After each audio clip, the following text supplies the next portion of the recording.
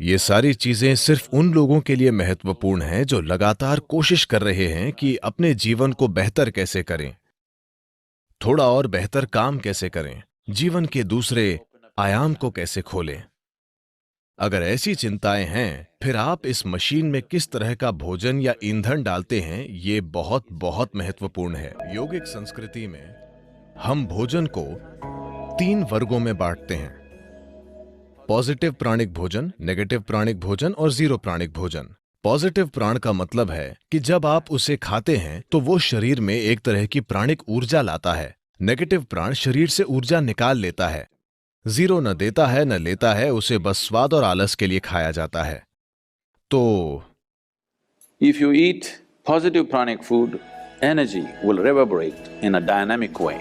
अगर आप पॉजिटिव प्राणिक भोजन खाते हैं तो ऊर्जा सक्रिय रूप से स्पंदित होगी।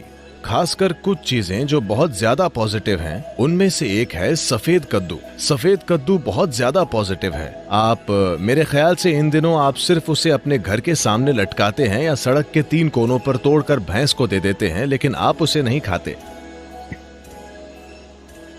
नहीं, इसे खाना चाहिए क्योंकि इस सब्जी में इतनी ज्यादा प्राणिक ऊर्जा होती है। आप उसे अपने घर के सामने लटकाते हैं ताकि वहां अच्छी ऊर्जा हो, लेकिन अगर उसमें इतनी ज्यादा ऊर्जा है तो क्या उसे अपने अंदर डालना अच्छा नहीं होगा? उसे आपके अंदर डालना अच्छा है, खासकर अगर आप इस पर कई प्रयोग हुए हैं। अगर आप रोजाना 1 गिलास सफेद कद्दू का जूस पिएं तो आपके शरीर में कैंसर कोशिकाओं की संख्या बहुत कम हो जाएगी और आप साफ तौर पर देखेंगे कि आपकी बुद्धि की तीक्ष्णता बढ़ जाएगी। खासकर बच्चों को सफेद कद्दू का जूस जरूर पीना चाहिए। रोज सफेद कद्दू खाने से आप साफ साफ देखेंगे कि आपका दिमाग बहुत स्पष्ट और तेज हो गया है। कुछ हफ्तों तक सफेद कद्दू का सेवन करने से ही यह दिखने लगेगा।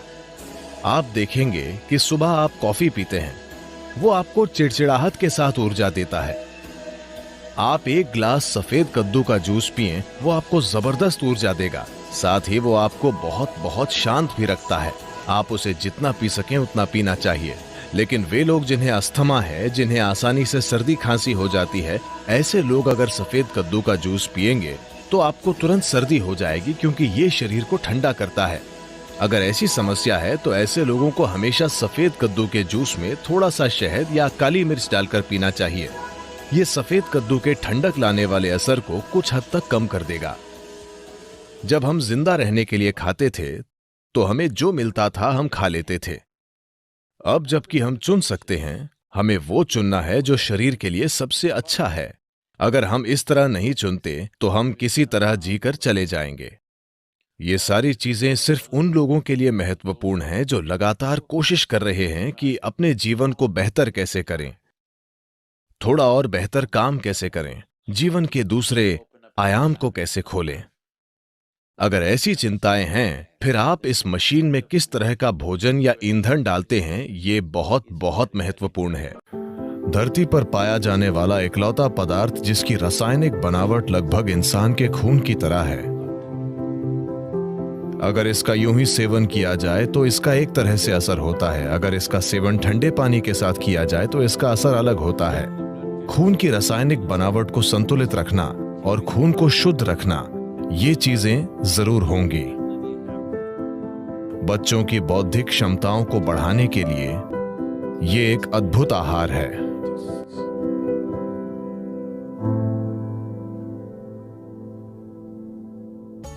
शहद उन सबसे अच्छी चीजों में से एक है जिनका आप सेवन कर सकते हैं। मानसिक स्थिरता, शारीरिक खुशहाली, जीवन शक्ति, इन सभी चीजों को काफी हद तक बढ़ाया जा सकता है सिर्फ रोजाना शहद के सेवन से।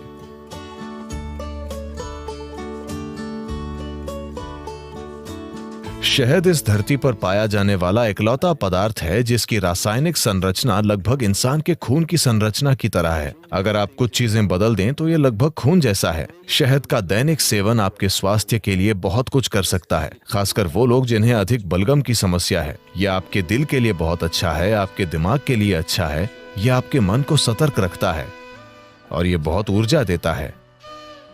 तो हर दिन शहद का सेवन बहुत कुछ कर सकता है। खासकर अगर आपके बढ़ते बच्चे हैं तो उन्हें रोज शहद का सेवन करना चाहिए। ये उनकी बुद्धि और हर तरह के विकास के लिए बहुत कुछ करेगा। सफेद कद्दू भी। सफेद कद्दू और शहद दोनों चीजें एक साथ मिलकर बच्चों के लिए एक शानदार आहार हैं, उनकी बौद्धिक क्षमता को बढ़ाने के लिए। सभी चीजों में एक मूंगफली। मैं मूंगफली के बारे में विशेष रूप से उत्साहित हूं क्योंकि मेरे जीवन में एक दौर था जब मैंने सिर्फ मूंगफली और केले पर जीवन बिताया, बस इतना ही। क्योंकि इसमें वो सब कुछ है जो आपको चाहिए। बस भिगोई हुई मूंगफली, बस इतनी मूंगफली रात भर भिगोकर और एक केला, मेरा पूरा दिन निकल जाता था। और पूरी तरह से सक्रिय, ज्यादातर लोगों की कल्पना से भी ज्यादा सक्रिय। इसमें आपका जीवन चलाने के लिए सब कुछ है। यह अपने आप में एक संपूर्ण भोजन है। अगर आप इसे 6 से 8 घंटे तक भिगोते हैं तो पित्त निकल जाता है। आप पित्त जानते हैं। एलोपैथिक डॉक्टर इस पर ध्यान नहीं देते, लेकिन आयुर्वेद इसी पर आधारित है। उष्ण, शीत और पित्त, इससे पित्त निकल जाता है। और इस भीगी हुई मूंगफली को अच्छी तरह चबाकर खाना। बस ये पक्का करें कि यह जेनेटिक इंजीनियरिंग की हुई बकवास नहीं है। एक चीज यह है कि शायद इसमें जेनेटिक बदलाव किए गए हों। अब वो ये नहीं लिखते कि किसमें बदलाव किया गया है और किसमें नहीं। एक और चीज यह है कि आप इस हद तक फर्टिलाइजर और कीटनाशक डाल रहे हैं कि मूंगफली अब मूंगफली नहीं रही। बस ये पक्का करें कि वो ऑर्गेनिक मूंगफली हो।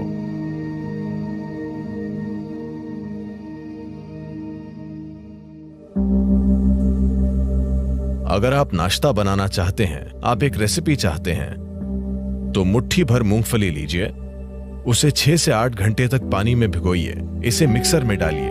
अगर आप कोई फल डालना चाहते हैं तो एक केला या आप जो चाहें वो डालें। केला उसमें अच्छा लगता है। आप कोई दूसरा फल भी डाल सकते हैं। अगर आप चाहें तो थोड़ा शहद भी डालें।